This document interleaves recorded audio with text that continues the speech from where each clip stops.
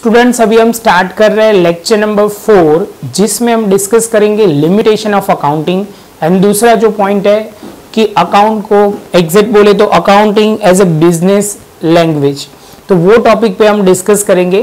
पहले लिमिटेशन पढ़ लेते हैं।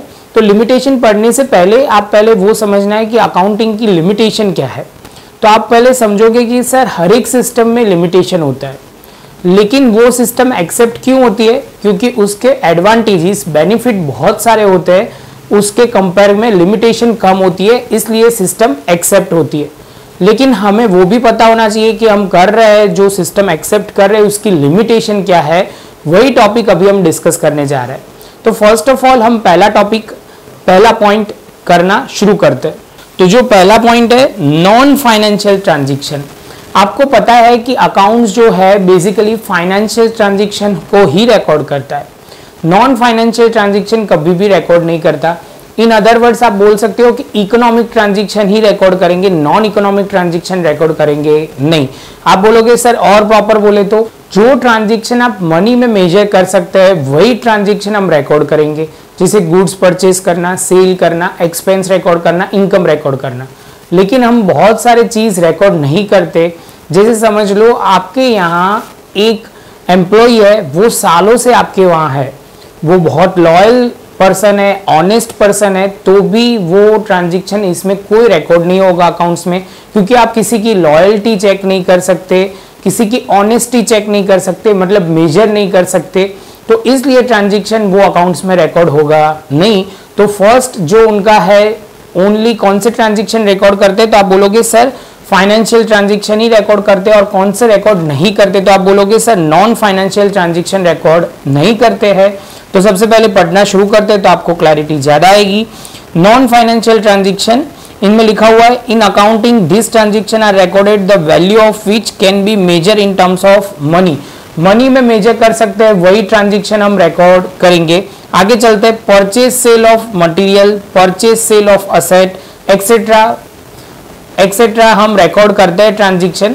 आगे पढ़ते हैं the qualities like honesty, loyalty, commitment of employ working in the organisation play significant role of development of business. Business में ये सारे पॉइंट, मतलब लॉयल्टी होनी चाहिए, ऑनेस्टी होनी चाहिए, कमिटमेंट होना चाहिए एम्प्लॉय को बिजनेस के लिए, तो वो भी बहुत इंपॉर्टेंट रोल प्ले करता है। लेकिन वो हम रिकॉर्ड नहीं करते क्योंकि वो अकाउंट्स में ओनली फाइनेंशियल ट्रांजैक्शन ही रिकॉर्ड होता है। तो आखिर में किया गया है this aspect are not consider in accounting.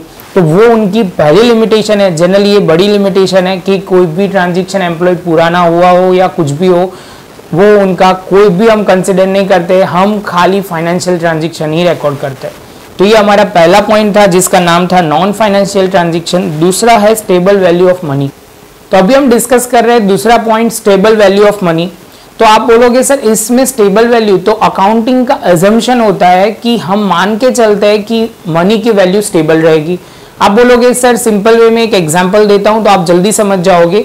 ये कंसेप्ट एक्चुअली इन्फ्लेशन रेट के रिलेटेड है, वो इकोनॉमिक्स में आप बहुत डिटेल में पढ़ोगे, लेकिन अभी थोड़ा आइडिया देने के लिए एक कंसेप्ट समझाता हूं। अकाउंटिंग मान के चलता है, अकाउंट्स मान के चलता है कि अजम्पशन की आप मनी की वैल्यू सेम रहेगी। आज आप समझ लो कि जो प्रोडक्ट की प्राइस 10 रुपीज है, नेक्स्ट ईयर भी प्रोडक्ट की प्राइस 10 रुपीज होगी। जैसे समझ लो मिल्क, पेट्रोल समझ लो प्राइस सेम रहेगी। जैसे आज पेट्रोल का रेट है सपोज 70 रुपीज, तो नेक्स्ट ईयर भी उनकी प्राइस उतनी ही रहने वाली है। तो आप बोलोगे नहीं सर चेंज होती रहती है, लेकिन अकाउंट्स तो कैसे मान के चलते हैं? तो अकाउंट्स का एजम्पशन है कि sir stable value of money, जो हमारी दूसरी लिमिटेशन है। तो हम पढ़ना शुरू करते हैं कि इसमें क्या आएगा कि कभी भी प्राइस मनी की वैल्यू स्टेबल नहीं रहने वाली, वो कम ज्यादा होती रहेगी। पेट्रोल की प्राइस बढ़ेगी, कम होगी, बढ़ेगी, प्लस होगी, वो एक हमारा पॉइंट वो अकाउंट्स कंसिडर नहीं करते। वो एक पॉइंट हमें ध्यान में रखना है। उनकी एक दूसरी लिमिटेशन है जो हम पढ़ना शुरू करते हैं। Accounting assume that value of money is stable, money की वैल्यू स्टेबल रहेगी। Example an asset was purchase before 5 years for 50,000। 4 साल पहले कोई असेट परचेज की थी, असेट की वैल्यू एक्टिवा रख देते हैं तो माइंड में समझ में आएगा। एक्टिवा आपने परचेज की थी, होंडा एक्टिवा जो चलाने वाला होता है, वो 2 व्हीलर की बात कर रहे हैं। तो आप बोलोगे सर पहले आपको 50,000 में मिलता था, तो अभी आगे चलते हैं। If replacement require is done then in case of more than 50,000 to be paid in acquired same type of asset due to inflation। तो आप बोलोगे सर समझ लो 4 साल पहले हमने एक्टिवा 50,000 में परचेज किया था, तो अभी भी आप बोलोगे सर 4 साल के बाद वो 50,000 में मिलेगा नहीं, उसकी प्राइस में बढ़ोतरी होने ही वाली है, तो इसको बोलते हैं इन्फ्लेशन होने वाला है। लेकिन अकाउंट्स मान के चलता है कि वो 50,000 में मिल रहा है तो अभी भी 50,000 में ही मिलेगा। वो क्या है, क्योंकि आप बोलोगे stable value of money concept के हिसाब से अज्यूमशन है वो, तो वो आगे पढ़ते हैं। Accounting assume the value of money is remain stable. आगे पढ़ते हैं particularly this is not possible, ये प्रैक्टिकली पॉसिबल नहीं है, मनी की वैल्यू कभी भी स्टेबल नहीं रहती, वो आपको ध्यान में रखना है, क्योंकि प्राइस तो फ्लक्चुएट होती रहती है, वो आपको कंसिडर करना पड़ता है, लेकिन अकाउंटिंग ये पॉइंट पे कंसिडर करते नहीं है, तो वही हमें ध्यान में रखना है। The stable value of money assumption can be treated as a limitation of accounting. तो पहला जो पॉइंट था वो आप बोलोगे सर नॉन फाइनेंशियल ट्रांजेक्शन, दूसरा था स्टेबल वैल्यू ऑफ मनी, तीसरा जो है, तीसरा और चौथा दोनों शांति से समझना है। Historical transaction event, avoidance of market value, दोनों में कहने का मतलब कुछ एक ही लाइन पे जा रहा है, तो आपको खाली पॉइंट पर समझना है। हिस्टोरिकल ट्रांजेक्शन इवेंट, आप बोलोगे सर हिस्टोरिकल ट्रांजेक्शन में क्या समझना है, तो बहुत सिंपल तरीके से वो समझना है कि समझ लो जो ट्रांजेक्शन हिस्ट्री में हो गए, मतलब समझ लो आपने एक प्लांट इंस्टॉलेशन कर लिया, एक बार इंस्टॉलेशन हो गया, प्रोडक्शन शुरू हो गया, प्लांट की जो वैल्यू होगी जो होगी हमने रिकॉर्ड कर ली, वही रिकॉर्ड से हम मेंटेन करते जाएंगे, इसमें कोई चेंज नहीं कर सकते, टाइम के हिसाब से कोई चेंजेस नहीं आएगा। और दूसरा पॉइंट क्या बोल रहा है कि सपोज प्लांट की हम क्या करते हैं, अवॉइडेंस ऑफ मार्केट वैल्यू, तो मार्केट वैल्यू हम कंसिडर नहीं करते। प्लांट 2 साल के बाद सपोज प्लांट के हमने परचेस किया था 80 लाख में, 80 लाख में, और अभी उनकी वैल्यू हो गई प्लांट की 90 लाख, लेकिन हम बुक्स में कौन सी रिकॉर्ड मेंटेन करेंगे, 80 लाख से ही मेंटेन करेंगे, हम कभी भी मार्केट वैल्यू कंसिडर करेंगे नहीं। दोनों में पॉइंट एक ही है।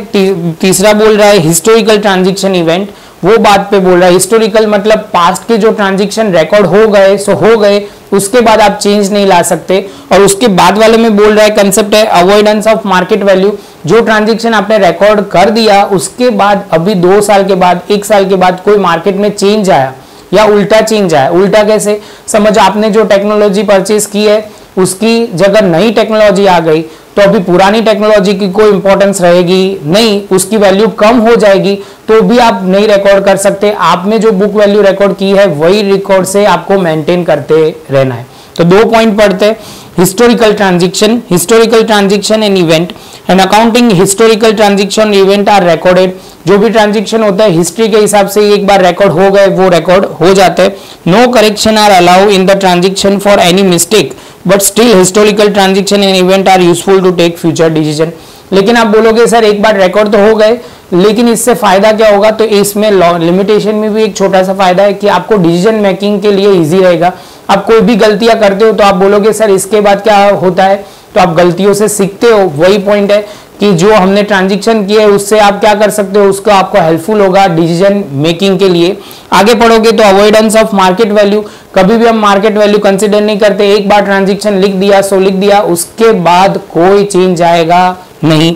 तो वही है the value of asset keep on changing, asset की वैल्यू कांस्टेंट चेंज होती रहती है। समझ लो आपने एक्टिवा परचेस किया तो ऑटोमेटिक उसकी प्राइस में फ्लक्चुएशन आता रहता है। आपने कोई कार परचेस की तो जो प्राइस में आपने परचेस की है वही प्राइस में 5 साल के बाद नहीं मिलेगी, चेंज तो कांस्टेंट है, तो वो चेंज होते ही रहने वाला है। तो वही हमें समझना है, the value of asset keep on changing, the market price keep on changing.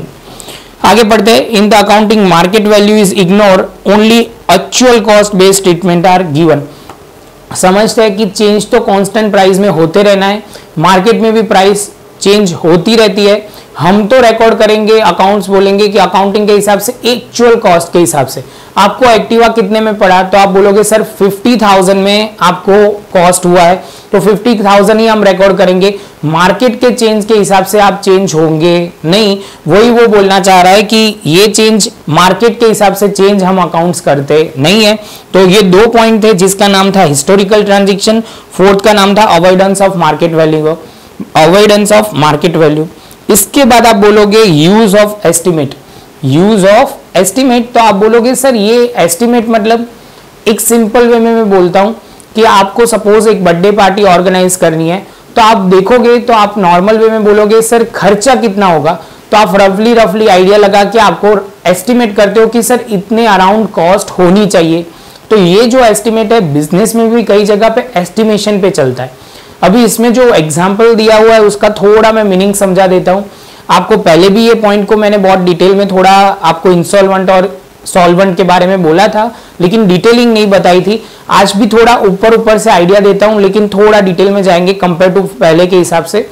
तो आपको मैंने क्या समझाया था, तो आप बोलोगे सर आपने समझाया था 2 टाइप के ट्रांजेक्शन। कौन से 2 टाइप के ट्रांजेक्शन, तो आप बोलोगे सर कैश ट्रांजेक्शन और credit transaction. Cash transaction and credit transaction. तो कैश ट्रांजेक्शन क्या बोलता है, एक हाथ से प्रोडक्ट लो और दूसरे हाथ से कैश दे दो या बैंक में पेमेंट कर दो, तो आप बोलोगे उसको कैश ट्रांजेक्शन बोलते हैं। क्या बोलते हैं बच्चों, कैश ट्रांजेक्शन।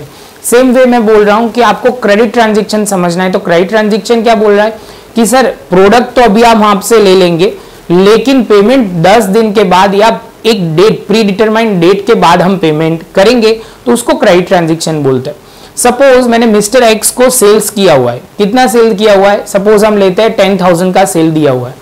उन्होंने बोला कि सर हम 2 महीने के बाद आपके ये प्रोडक्ट अभी हम ले रहे हैं, परचेस कर रहे हैं आपसे, मैंने उनको सेल किया हुआ है, 2 महीने के बाद पेमेंट मिल जाएगा। जैसे पेमेंट मिलेगा तो वो नॉर्मल एंट्री क्रेडिट ट्रांजेक्शन खत्म हो जाएगा। लेकिन 2 महीने के बाद मिस्टर एक्स को फाइनेंशियल क्राइसिस आने लगी। फाइनेंशियल क्राइसिस आने की वजह से मार्केट में एक रूमर हो गया कि मिस्टर एक्स अभी फाइनेंशियली स्ट्रांग नहीं है, मतलब वो वीक हो रहा है। तो वो धीरे धीरे अपने जो डेप्ट है, लायबिलिटी, एग्जैक्ट वर्ड बोलूं तो लायबिलिटी जो है वो पे नहीं कर पा रहा। तो बिजनेस में हर बार ऐसे ट्रांजैक्शन नॉर्मल बात है, हर एक बिजनेस में थोड़े लोग पैसे नहीं देते, तो उसके लिए क्या करना पड़ता है, एक रिजर्व क्रिएट करना पड़ता है जिसको नाम बोलते हैं बैड डेट रिजर्व। क्या बोलते हैं, बैड डेट रिजर्व, मतलब जो हमने सेल किया था उसके पैसे नहीं मिलेंगे, उसके लिए जो रिजर्व क्रिएट करा जाता है उसका नाम है बैड डेट रिजर्व। आगे बहुत अच्छी तरह ये कंसेप्ट डिटेल में हम डिस्कस करेंगे, लेकिन अभी आपको ये कंसेप्ट समझ में आया होगा कि रिजर्व क्रिएट करते हैं। तो हर एक बिजनेस में रिजर्व तो नॉर्मल बात है, लेकिन आप एस्टिमेशन पे चलते हो। पॉइंट हमारा क्या है, एस्टिमेशन। एस्टिमेशन मतलब आप बोलोगे सर हमें नहीं पता कि इस साल कितने लोग हमें पैसे नहीं देने वाले, लेकिन हमें पता है कि सर ऑन एन एवरेज 10% लोग हमें पैसे नहीं देते।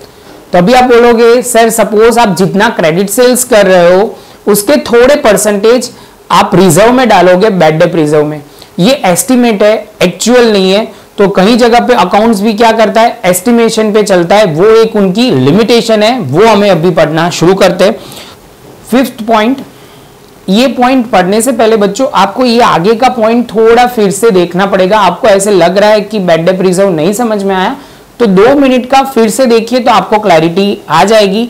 बाकी हम आगे के ट्रांजैक्शन मतलब आगे के लेक्चर में ये पॉइंट बहुत अच्छी तरह डिटेल में कवर करेंगे, क्योंकि आपको टर्मिनोलॉजी के वक्त ये पॉइंट बहुत अच्छी तरह समझ में आ जाएगा। तो अभी पढ़ना शुरू करते हैं। In accounting item like a bad debt reserve is determined on the basis of estimation. आगे बोलोगे आप एस्टिमेटेड आर मिस्टेक ओरिएंटेड, मतलब आप बोलोगे सर कई बार एस्टिमेशन गलत भी हो सकता है। आपने बर्थडे पार्टी का एग्जांपल लिया था, आपने सोचा था कि 10 लोग आएंगे, लेकिन फ्रेंड के भी फ्रेंड आपके बर्थडे पार्टी में ज्वाइन हो जाएंगे, तो ऑब्वियसली आपका एस्टिमेशन गलत हो जाएगा, आपका एक्सपेंडिचर बढ़ जाएगा। Same way it will be reflected in the accounts. आप गलती करोगे तो वो अकाउंट्स में भी रिफ्लेक्ट होगा। तो वो क्या बोल रहे हैं, but this kind of estimation done on the basis of past experience and logic, so possibility of mistake remain minimum. लेकिन आप बोलोगे सर मैंने क्या बोला था कि हर बार 5% की अमाउंट नहीं मिल रही या 10% की अमाउंट नहीं मिल रही, तो वो क्या होगा, हम पास्ट एक्सपीरियंस से पता चल जाएगा कि सर 10% लोग ही हमें ऐसा करते हैं या 2% लोग ही ऐसा करते हैं कि जो सेल क्रेडिट सेल्स पे गुड्स तो ले जाते हैं लेकिन पैसे वापस नहीं देते। तो ये पास्ट एक्सपीरियंस से आपको पता चल जाएगा कि सर इतना होना चाहिए, लेकिन ये पास्ट एक्सपीरियंस लॉजिक कई बार गलत भी हो सकते हैं, तो वो गलती इनडायरेक्टली अकाउंट में भी रिफ्लेक्ट होगी। बस यही पॉइंट के बाद में वो बोल रहे हैं कि यूज ऑफ एस्टिमेशन। आगे चलते हैं ड्यूअल स्टैंडर्ड। ये थोड़ा कंसेप्ट आपको ध्यान से समझना है। मैंने आपको कई बार बोला हुआ है कि फाइनल अकाउंट के बारे में मैं बोलता हूँ। फाइनल अकाउंट्स के अंदर 2 चीज आती है, प्रॉफिट एंड लॉस अकाउंट जिसको मैं बोल रहा हूँ P&L अकाउंट, और दूसरा आता है बैलेंस शीट। ये पॉइंट भी आपको 11th और 12th के लिए बहुत इंपॉर्टेंट है। हर बार मैं डायलॉग बोलता हूँ कि 11th में आपको ये पॉइंट में आएगा 11 मार्क का, सेम वे कंटिन्यू होगा 12th में भी ये इतना ही आएगा।